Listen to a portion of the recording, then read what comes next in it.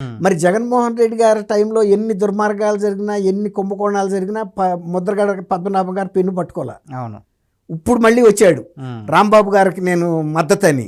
రాంబాబు గారి బ్యాక్గ్రౌండ్ వేరు, నీ బ్యాక్గ్రౌండ్ వేరు. రాంబాబు గారు వ్యక్తిగతంగా దూషించాడు. నువ్వు ఆ దూషణని సమర్థిస్తావా? ఇప్పటికైనా సరే నీకింత విలువ లేకపోయినా సరే గాక, ఇప్పుడు నీకు ఒక కుటుంబం ఉంది చెప్పావు, నా కుటుంబం ఉంది, నా భార్య వీళ్ళందరినీ వేధించారని. ఆయన ఆ సందర్భంలో ఆయన ఇంట్లో ఆయన ఉండి ఆయనకు లైసెన్స్డ్ రివాల్వర్ ఉంది. అసలు ఆయన చాలా శాంతి కాముకుడు. ఆయనకు లైసెన్స్డ్ రివాల్వర్ ఎందుకుందో మనకు తెలీదు.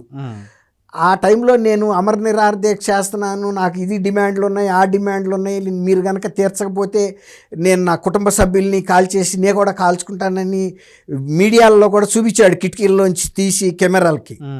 అలాంటప్పుడు ఏ ప్రభుత్వం అయినా ఎవరైనా ఏం చేస్తారు?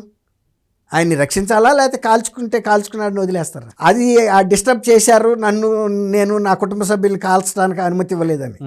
వాళ్ళ అమ్మాయి కూడా ఈయనలో ఉండే ఒక సున్నితత్వం ఆమెకు తెలుసు.